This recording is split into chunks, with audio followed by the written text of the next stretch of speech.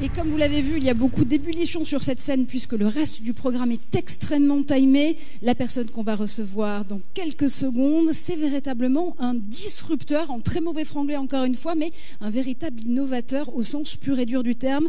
Il est aujourd'hui vice-président de l'innovation pour Samsung, mais vous le connaissez peut-être pour un de ses exploits. Cet exploit, ça a été d'être l'une des 2 personnes dans le monde à avoir travaillé sur le brevet Siri pour Apple. Alors comment est-ce que justement on passe d'un écosystème comme celui d'Apple à celui de Samsung? Luc Julia va justement nous l'expliquer dans les 10 minutes, 12 minutes allez, qui suivent. 12 minutes. Ça marche? Ok. Bonsoir, bonjour. Clicker quelque part? Alors, il y avait un clicker, il est peut-être resté dans la... Ah non, il est juste ici. Ok. Okay, I'm going to switch in English. First of all, I'm going to talk about IoT. Everybody is talking about IoT. And I'm going to give you my definition of IoT. Internet of Things, for me, and for what we are doing today in Samsung, in the part of Samsung I'm working on, is just data. It's all about data. I heard, during this conference that people were talking about data a lot. And we decided in the past 2 years to focus on that. So since it's all about data, it's about, collecting the data, it's about transporting the data, and it's about massaging the data. I'm going to give you my view on those parts as fast as I can. First of all, let's talk about the platform that we are building in order to take advantage of the concentration on all the data that we can get with the different devices that are out there with the Internet of Things. We created a platform that's called SAMI, that is Samsung Architecture for Multimodal Interaction. It's just to do a nice name. It doesn't mean anything. But more than an architecture, it's actually an open ecosystem. So it's a place where we want to gather all the data from all those devices and to make them available for people to create very interesting applications and services. So let's talk about collecting the data first. A lot of people are talking about the number of devices that are out there, that will be out there in the next few years, and people are saying that by 2020 it will be a lot of devices. Here I'm talking about the actual data that we collect. They have to be real-time or continuous. They have to be historical. There has to be anything. So it's really any data that we are talking about. I'm going to go very, very fast on this part just to talk about the number of devices that are going to be out there in the next few years. So it's a lot.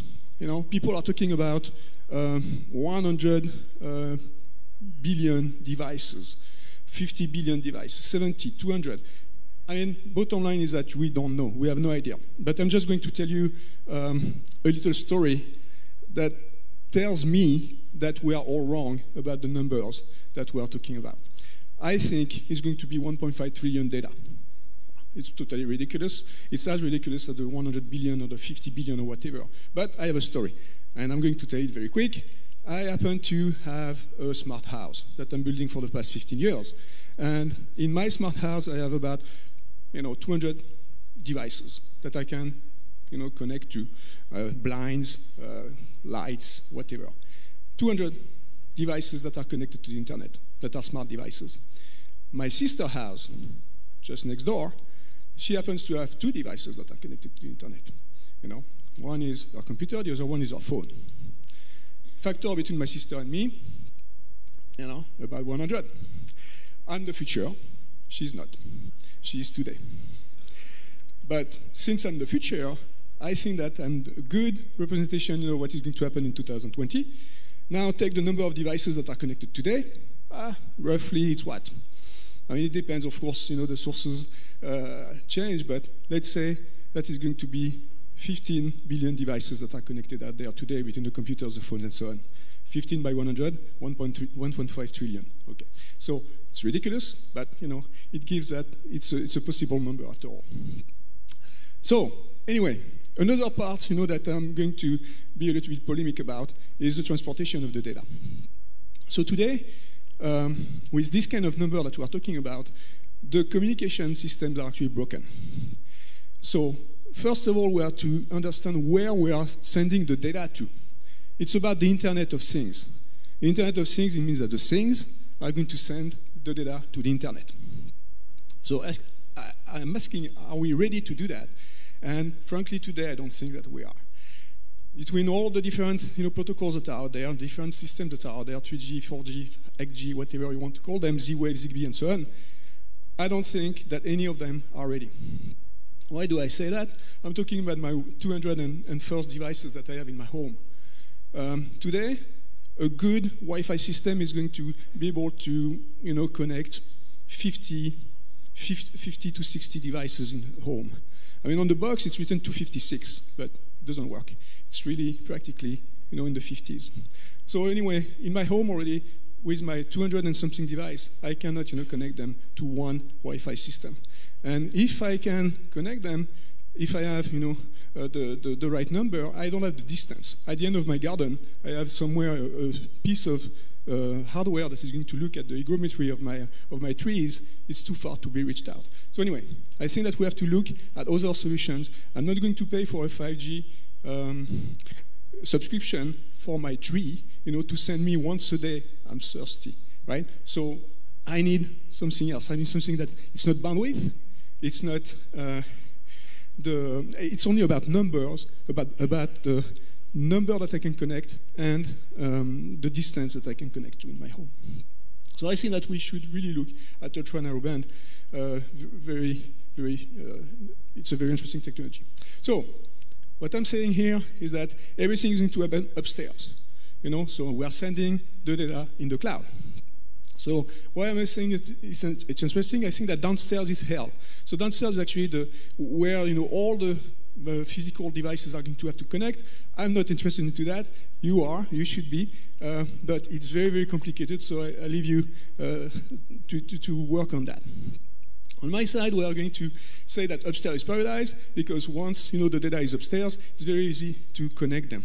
And what we are doing with SAMI today, what we are doing with our platform today is basically to connect all the different devices together. Because upstairs, it's just software, it's easier.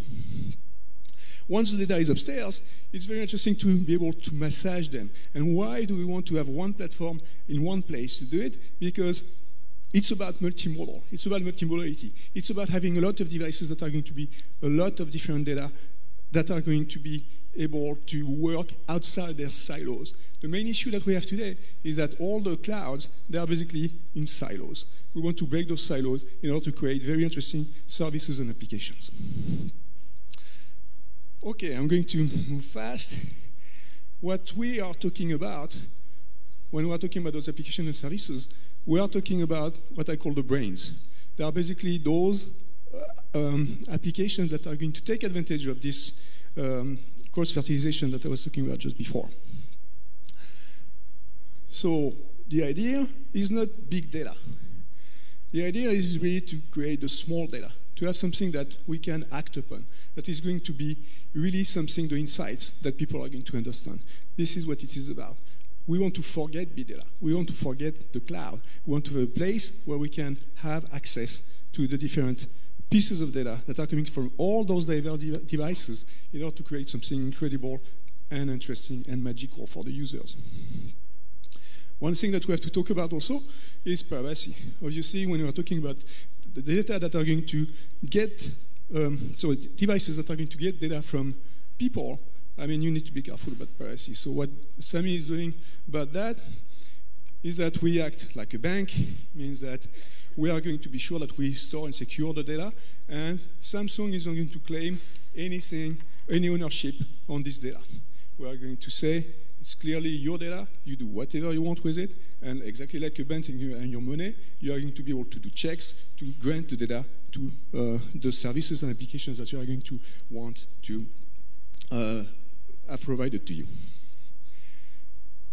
What we are doing in order to do this, to create this new ecosystem, we are giving tools. The idea is really to create something where developers can build upon, right? I mean, we really want to have some new applications and services that are going to be built there. So this place is going to have, is having actually, we did a release last week, a set of APIs and SDKs for programmers to play with the data and to create those services. So this is what we are doing. It's so open, it's easy to use, and of course, it's secure, as I just said. We are giving also a lot of analysis tools, like graphic tools and stuff like that, in order for people to understand the data. Most of the people, when they are in their silo, they know their data very well, but they don't understand what the other data from the side can be used for. So we give tools for that. I'm going to give you a very, very simple example of what we did recently. So here is a guy that is connected. It's pretty much like me. He has a lot of devices on him, and in this case, he's going to have an ECG and some other devices. I'm not going to go into details. But basically, the idea is to show that we can collect a lot of data from different places. They don't have to be in one watch or in one phone. They can be, from anywhere, and they have to be put together in order to make sense, to do something. So after we equip a guy like this guy, we can actually see things like that. So this is the visualization tools that I was talking about.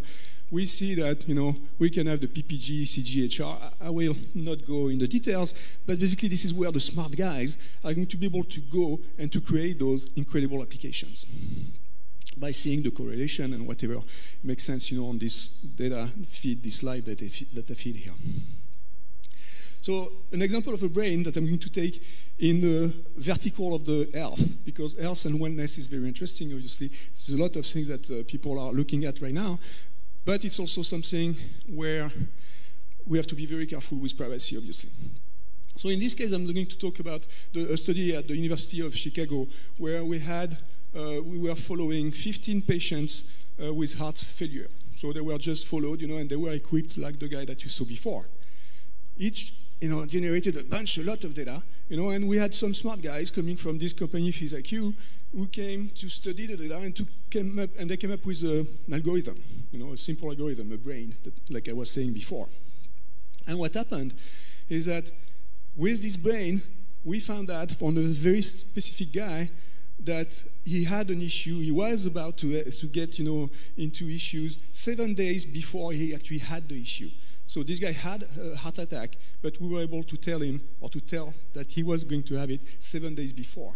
This is, very interesting. This is where we have the predictive analytics that can be very interesting thanks to the multimodal data, thanks to the large amount of data that we have.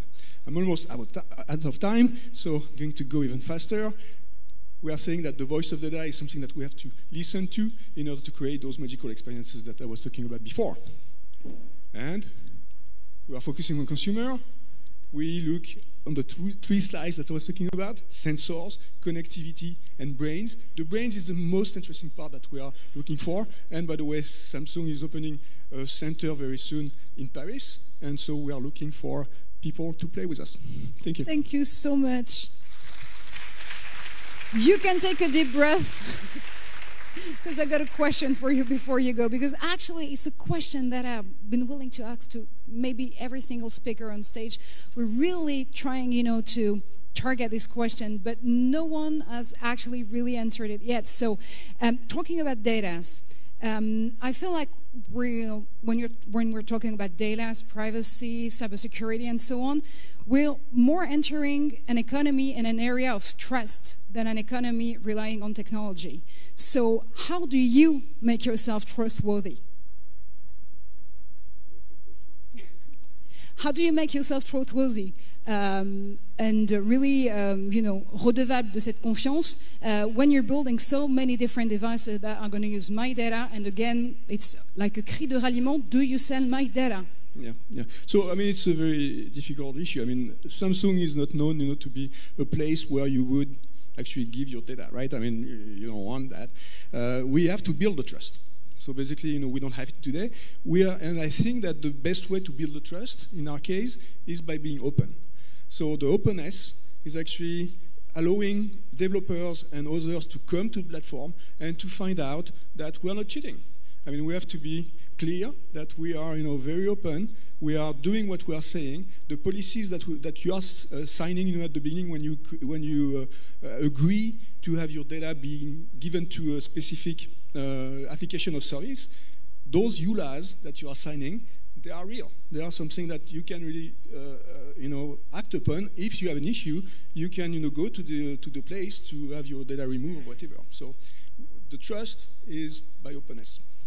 So openness might be gaining my trust or the trust of consumers to Samsung, but I'm not only talking about Samsung because you've been working for so many different companies in the Silicon Valley ecosystem or outside of the system, and actually it's really a question about either the telcos or operators or devices builders. Every single company in the economy, in this ecosystem, must really ask itself, how will I gain that trust? So obviously, I'm not going to talk about Facebook or Apple because I'm not anymore. But you're a user at the same time. But I'm a user. I'm definitely a user, and that's true that if we talk about Apple, this is a closed ecosystem. I mean, and the closed ecosystem has great benefits. There are a lot of things that are good about it, but for the trust and to understand for the consumers where the data are going and what is being done with the data, I think it's more difficult than when it's open. Okay, it's now time for you. If you have some question to ask your question directly to Luc, Julia, again, if you have a question, just raise your hand and someone will be happy to pass on the mic to you. No questions? It's late afternoon now. Yeah, we have a question, and for the first time, it's a woman's question. Il arrive juste là. En français ou en anglais, comme vous voulez? Vous choisissez votre langue. Ça se passe comme ça au DigiWorld Summit. Allez, on va le faire en français. Comment on fait pour passer du bon côté de la force au côté obscur, entre guillemets, ou inversement? En l'occurrence, Apple et Samsung, c'est quand même des concurrents peut-être les plus sérieux. Et du coup, comment on passe de l'un à l'autre? Vous, votre but, c'est d'inventer. Mais qu'est-ce que vous avez trouvé chez l'un que vous n'avez pas trouvé chez l'autre? Ce que j'ai trouvé chez Samsung quand j'ai décidé d'aller d'Apple à Samsung, c'est clean slate. C'est-à-dire qu'il y avait tout à faire. Point de vue purement data platform, c'était une opportunité extraordinaire pour commencer quelque chose qui n'avait jamais été fait avant dans cette compagnie-là. Et surtout, ce que j'ai trouvé aussi, c'est cette ouverture d'esprit qui a permis, ils ont eu, comment on peut dire ça sans dire de gros mots, ils ont eu je ne sais pas comment on dit sans dire de gros mots en fait. Bah, dites-le avec un gros mot dans ces cas-là, Michel, comme nous ont dit Consumer Don't Give a Shit, donc à partir de ce moment-là, on peut tout dire sur cette scène. Hein. Disons qu'ils ont bien voulu me faire confiance, ce qui était pour moi assez incroyable, parce que justement, je venais du dark side, d'après eux. Et donc je pense qu'ils comprenaient strictement rien à ce que je faisais au début. Et cette forme de confiance a été pour moi très, très intéressante. C'est une réponse comme une autre. Une autre question peut-être pour Luc, Julia. Et vous l'avez vu, vous pouvez poser toutes les questions pour répondre dans toutes les langues et avec tous les styles de vocabulaire. Une question en milieu de salle.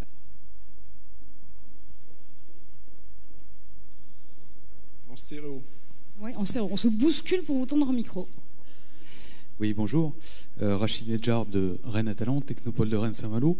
Comment Samsung travaille avec les startups, entreprises innovantes de façon générale? Alors, c'est une excellente question. C'est aussi quelque chose qu'on a commencé il y a 2 ans. Donc, dans notre... Enfin, on a commencé avant dans Samsung, mais on a essayé de changer un peu. On essaie de changer les choses un tout petit peu. J'ai pas eu le temps d'en parler, mais c'est ce que j'avais dans un de mes slides. On a créé un fonds il y a 2 ans, $200 millions, qui est un petit fonds pour Samsung, mais qui est un gros fonds quand on parle de start-up. Et on a déjà investi dans 24 start-up, par exemple, dans les 2 dernières années. La moyenne des investissements, c'est très early stage, donc c'est $1 million d'investissement en moyenne. Ça va de $100 000 à $3 millions. Et ce qu'on fait, c'est qu'on a des gens comme moi qui sont dans ce centre là-bas à Menlo Park, en Californie, qui sont des innovateurs. On appelle ça les Innovation Fellows. Et les Innovation Fellows, ils sont là dans leur domaine, ils regardent, ils sentent. Et évidemment, il y a des gens qui les contactent. On en reçoit 100 mails par jour. Et on cherche ces pépites, ces technologies qui nous manquent. C'est en général pas les trucs développés à 100% parce que c'est très early stage, mais on arrive à trouver ces pépites et à les encourager. Et ce qu'on veut faire vraiment avec ce fonds-là, c'est un fonds d'accélération. C'est-à-dire qu'une fois qu'on a trouvé la pépite, on lui demande de prouver les choses. Et prouver les choses, quand on donne à une petite start-up de 2-3 gars dans leur garage $1 million, ça leur permet d'embaucher 2-3 gars et d'accélérer effectivement et de montrer que la technologie marche. Et nous, c'est ce qui nous intéresse, de montrer que la technologie marche. Et quand elle marche, on l'intègre le plus rapidement possible dans les BUs, dans nos business units, pour pouvoir être en avance sur nos concurrents dont on a parlé avant. Peut-être une dernière question pour Luc, à moins qu'on puisse quand même le remercier. Merci pour cet effort, on vous a fait vraiment accélérer au départ, on vous a gardé avec des questions, mais on va vous expliquer pourquoi. Merci encore.